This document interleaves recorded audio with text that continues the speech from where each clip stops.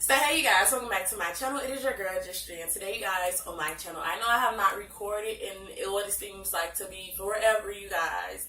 But you guys, I had to get like mentally prepared for 2019, you guys. I was just like, I gotta get my life together. I couldn't do it. So you guys, today I want to be doing a video on it's the first, I don't know.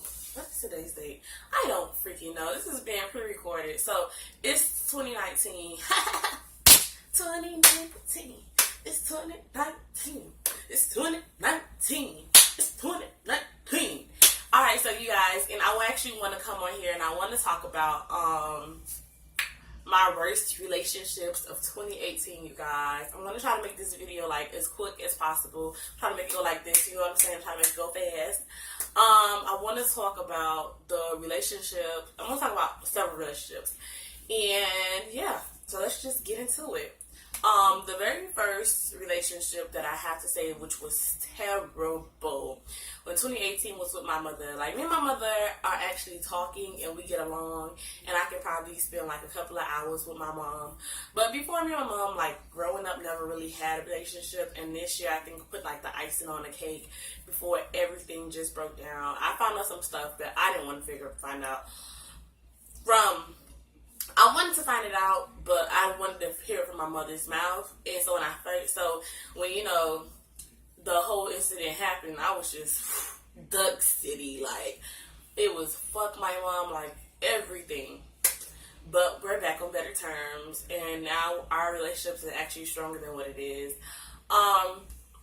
If you want to hear more about that situation, like, leave it down in the comments, and I'll go tell you how we overcame a lot of the stuff, you guys. Like, honestly.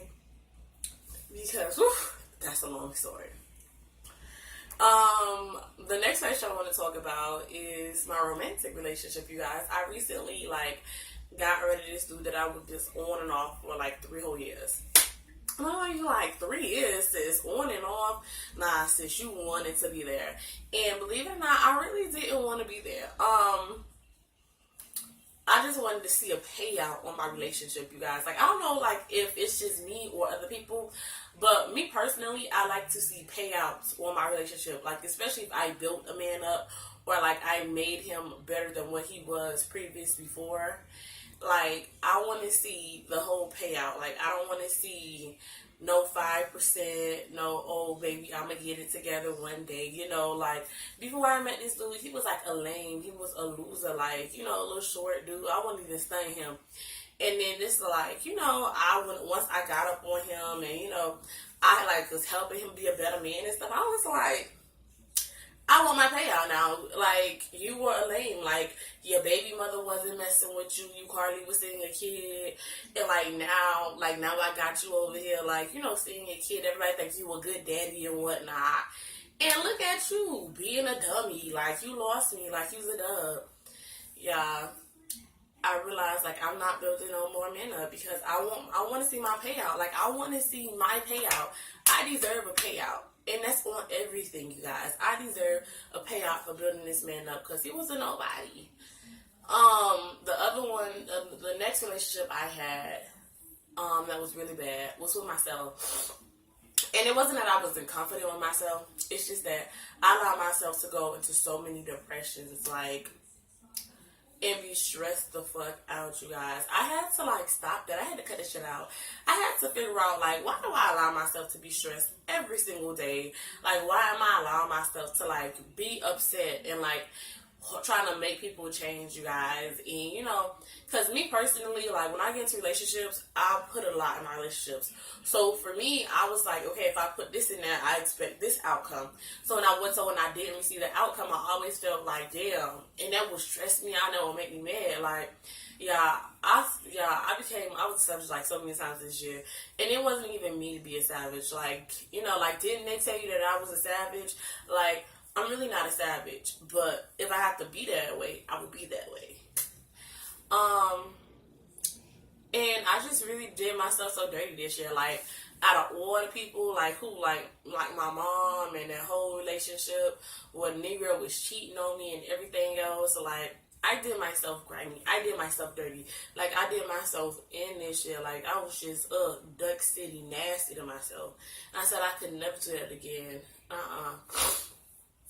But, you guys, I finally got myself together, like, the last couple of months, because I had, like, realized, like, I kept on going in the same pattern. And I just looked back, and I was like, my hair got better. You know, when I first started doing hair, I was, you know. Now when I do my own hair, it's like, go sis, go sis. You know, looking good, sis, you know. And, you know, it's not even just the hair, it's like how I treated myself, how I treat myself now. Like, I have a whole self-care day, you guys, where I just take care of myself. I have days, you know, where I take myself out. I have days where I save money. I have days where I splurge a little bit on myself. Like, it's just like so much. Like, I figured out what I like and what I don't like. And I've just really been discovering myself, like, more on a deep level. Like, before I was like going in on myself and like trying to figure it out. But then when a whole bunch of like just life happened in 2018, I kind of was like real hard on myself. Like, and when I got really hard on myself, like, I went into like this deep depression. And it wasn't until like a couple of months when I started like doing like little things to myself, like buying myself flowers, you know, going out to eat by myself, you know, enjoying spiritual solitude. Like, this year, you guys, I think I went into spiritual solitude like 3 times this year. And that's another video because I was gonna get all choked up when I said spiritual solitude. But yeah, that's just like the worst relationships. Like, and you guys, and I actually feel so much better with myself. Like, I feel like I'm going on the up and up for the better, if it makes any sense. And I don't want to like leave like, oh, I had terrible relationships. Like, one of my best relationships I've had in 2018 is with myself. Like, I had the best and worst relationship with myself in 2018. And like I said before, it wasn't until I started working on myself and like seeing the patterns that I had that I would keep on going, till I realized, like, damn, I'm really the shit. Like, damn, I'm really that, you know, like, I'm really, like, all that and more. Like, I'm really, you know. So, for me personally, you know, I just fell in love with myself. So, I guess that what kind of, like, made it, like, the best relationship I had in 2018. And my brothers, you guys, like, because even when me and my mom was going at it and we wasn't seeing eye to eye, like, my 2 youngest brothers still always would call me. And it made my day because when I moved out, I said that I wanted to buy a house before they turn 18 so they could just come chill with their big sissy, because, you know, those are my babies, my love bugs. And, you know, they've seen me through, like, they haven't seen me, but, like, they always seem to call or want to talk to me at the most sincere and honest moments, like when I was down at my lowest. And it really honestly gave me the motivation to keep on going, because it was certain days I was like, man, fuck this shit, fuck everybody. And when they called me, it was like, maybe it's not fuck everybody, you know? So yeah, guys, that was my very worst and best relationships, like, whatever.